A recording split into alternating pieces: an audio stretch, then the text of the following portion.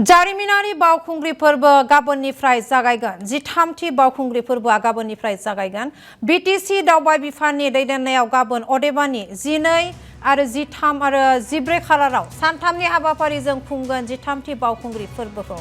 कक्राझार जिल्लानि हरिनागुरिनि बावखुंग्रि हाजोआव बोसोरफ्रोमनि बायदिनो देग्लायबो फोरबो खुंगोन आरो बे फोरबोनि गोसो बोथावना महरै हाजो गाखोनाय बादायनाय, बर'फोरनि दोरोङारि बादायनाय, बैसागु मोसानाय बादायनाय आरो ओनसोलारि आदार दिन्थिफुंनाय जागोन, फोरमायबाय खुंफुं आफादनि मासिगिरि एबा बीटीसीनि MCLA दनेश्वर गयारी बिथाङा।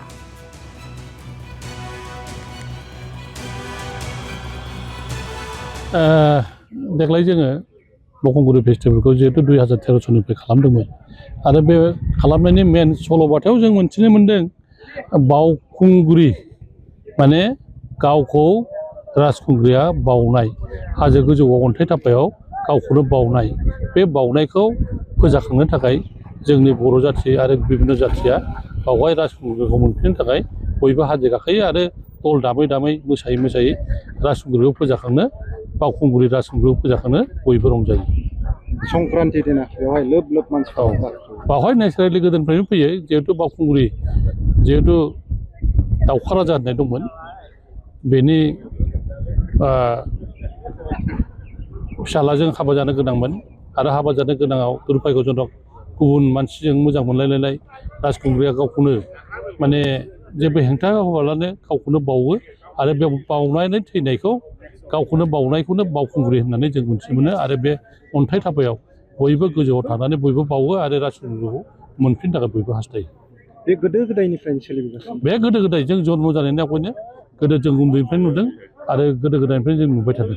गोथार थावनि बे गोथार थावनि जायनि थाखाय संक्रान्ति जायनि थाखाय संक्रान्तिनि थाखाय जोङो गोदान बोसोरखौ वेलकाम खालामो आरो गावखौनो हाजो गाखोनानै मानसिफ्रा बुङो आंहालायनो देग्लाय हाजोखौ जुदि मोजाङै गाखोनो हायोबा आरो 1 मास आयुआ लावो होननानै बयबो मिथियो आरो गावनि देहाया एखे स्ट्रं थायो आरो बे मोनसे बिसास दं। बे देग्लायनि हाबाफारियाव जोङो जिहेतु बिसायख'थि दंमोन, बेनि थाखाय कयेकथा जिनिसखौ जों मावनो हायासै। आसा खालामदों फैबाय थानाय बोसोराव जों 10 थारिखनिफ्रायनो खालामनो सिन्था खालामदों।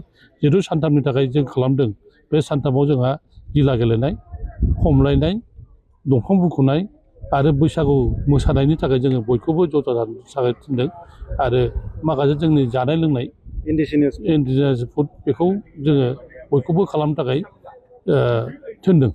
एबार बेसेबांसो एक्सपेक्ट खालामदों? दाथ' आं सोंबाय थादों, आं फैबाय थादोंबो, माने मानसिफ्रा देग्लाय एडभान्स माने हाजोआ गाखोगासिनो दं, बयबो फैदों, हाजो गाखोदों आरो थांदों। दिनैथ' मेरला मानसि गाखोबाय। जोंहा मानगोनां आवगायनि डेपुटि चिफ खाम्फा बरगयारी बिथाङाबो फेमिलि लानानै गाखोखांबाय आरो बिथांजों लोगोसे गोबां मानसि गाखोदों। माने हाजो गोजौआव गोबां मानसि दङ आरो गाबोनबो जिहेतु सानडे बयबो गावखौ स्ट्रं खालामनो थाखाय, देहाखौ मोजां खालामनो थाखाय, गोग्गो दोननो थाखाय बयबो गाखोयो।